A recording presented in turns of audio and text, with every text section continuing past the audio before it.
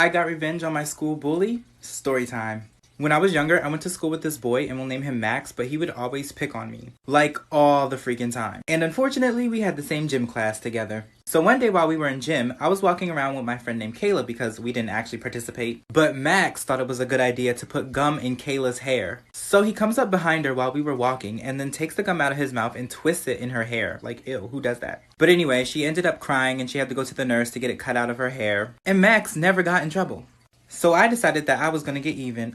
So Max had these really expensive pair of shoes and they were like over $500, but he would always leave them in his locker for gym class and he would just wear something else. So my evil self waited until the next day. I brought scissors to gym class with me and I waited for everyone to leave the locker room. And then I got to work. I take his shoes out his locker, which wasn't hard because none of the lockers had actual locks on them. And I cut them things up so bad I turned them into confetti. And then I left the locker room and I never got caught. And he cried over those shoes for like a week. My 56-year-old math teacher was in love with my 14-year-old friend. Story time. When I was in 9th grade, I had this really awkward looking math teacher. Like, he was so awkward looking. He had really long brown hair that he would keep in a ponytail, really thick glasses, and no matter what the temperature was outside, he would always have on this thick black coat, like, all the time. And then on top of that, he would always talk like this. Hey, Ty, do you need any help on today's assignment? Like, no, bro, I'm good. So my best friend at the time had a secret admirer, and every morning when she would go to her locker to get her books, there would always be this cute little note in there. And they would always be written on red paper, cut in the shape of a heart, and I thought it was, like, so cute. The notes always said things like, you look so pretty yesterday, or you smelled nice, and I love the way you smile. Like, what about my smile? I smile nice.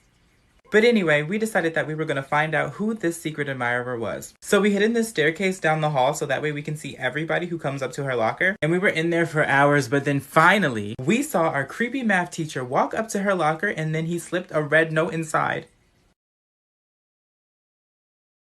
I was almost taken away by a creepy man in a white van. Story time. When I was in college, there was a lot of rumors about college kids going missing and sometimes they wouldn't return. So one day, me and my friends were hanging out together and it was about 3 a.m. and we decided that we were going to go to the 7-Eleven because we were hungry. For those of you who don't know, the 7-Eleven is just a convenience store. It stays open 24/7. But anyway, while we were walking there, this creepy white van drove past us and then it stopped in the middle of the road. And we were just like, okay, that's weird. And then all of a sudden, it just took off and turned the corner. And we were just like, okay, that's not normal, but whatever, let's just go to the store. But before we got to the store, the van came back. Not only did it come back once, but it came back like 5 or 6 times. But the creepy part about it is that it would drive up to us, slow down, and then like check us out kinda, and then it would speed up and drive away. We ended up hiding in the 7-Eleven to get away from him, but he just came back. And he followed us all the way back home. This story's too long, so I put the rest on my YouTube channel, but you should definitely go check it out.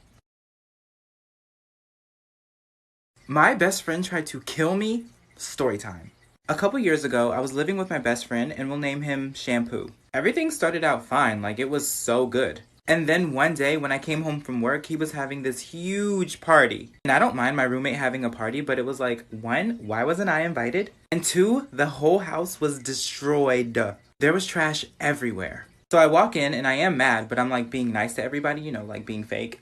I'm like, hey, how are you? Thank you for coming to a party at my house that I wasn't invited to, but that's okay. But then I go to my bedroom and there were people inside of my bed, my literal bed. So at that point I had enough and I kicked everybody out the house, everybody. And then me and Shampoo ended up fighting pretty bad, but I won though, so there's that. So after we fought, Shampoo left and then I went to bed because I was like, whatever. And he didn't come home for nearly a week. And then one day, I randomly woke up and went to the kitchen to get something to drink. And I saw him in the kitchen, pouring bleach in my water pitcher. Racist customer? Story time. For those of you who do not know, I used to work at a clothing store. I worked in the men's section, you know, just making sure everything was all tidy and organized. But one day, this lady comes in, and we'll name her Karen, and you'll find out why. Anyway, I see her walking around the men's section, and she looks very confused. So what do? I walk up to her and I go, do you need help finding anything? And instantly her stank breath self gonna catch an attitude with me. Talking about I guess so. Like, bitch, I could go back to minding my own business and let you struggle, sis. But I'm too nice for all that, so I was like, what are you looking for? And she starts looking around and she's like, I'm just looking for a shirt for my husband. And I'm still being nice and I'm like, what kind of shirt are you looking for, ma'am? And then Karen goes, Can I get somebody else to help me? I just need somebody else. So then I say, this is my section, ma'am. I know where everything is. I can help you. And then she has the nerve to say, I just don't feel comfortable working with someone who's black. And she was black. This boy tried to drown his sister? Story time. So recently I went to this indoor water park, and yes, it is cold outside, but inside of the building was really warm, so it was okay. But inside of the building, they had these huge water slides, and 2 people could go down at the same time. So I'm waiting in line for this slide, right? And I was behind a younger boy and his little sister. They were going before me. But before you can go down, there's somebody who stands at the slide, and they have to tell you all of these safety rules, to be safe. So he's telling the boy and his sister all of the safety rules, and he's like, hey, number 1 rule, do not push anybody down the slide because they can drown. And I'm sitting there like, that's a bit serious. But as soon as he says this rule, the little boy looks at his sister and goes, and he bear hugs his sister and tosses her down the slide. And all you can hear is her screaming like the entire way down. So the instructor is freaking out, everybody in line is freaking out, and the little boy is just sitting there looking down the slide like, that's what she gets. Thank God when she came out of the other side, she was okay, but she did fracture her foot. At least she didn't drown. I am going to kill my mom. Story time. Now, yesterday, me and my mother went to Taco Bell, and for those of you who don't know, I love Taco Bell. I can literally eat it every day, but now I can't because my mom ruined it. Now, there's this person that used to like me in high school, but I rejected them, but now they work at Taco Bell, and it's like really awkward every time I go in there, but like I go there anyway because I love Taco Bell. And my mom knows this. She literally knows this. But for some strange reason, when I turned around to get our drinks out of the little machine thing, she leans over the counter to him while he's standing at the register, and she goes, my son thinks you're cute. Do you want his number?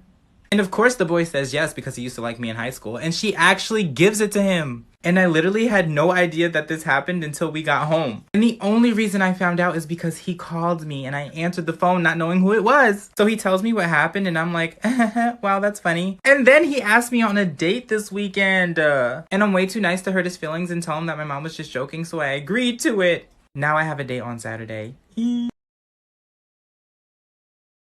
I cut off a little girl's ponytail. Story time. When I was in elementary school, I used to have this super cute Mickey Mouse backpack. It had Mickey Mouse on it, and he was sitting there and he was smiling like he was so proud that I owned him. He was real happy that I was his owner. Well, one day when I was at school, this stupid ugly girl named Paige thought it would be so funny to take her markers and color all over Mickey's face. She scribbled all over him. He wasn't even recognizable afterwards. I was so mad. So I was like, I'm gonna get her back. Oh yeah, I'm getting her back. Now every day Paige would have this super long ponytail and she always talked about it. It was like her most prized possession. She loved that ponytail just like I loved my Mickey Mouse backpack.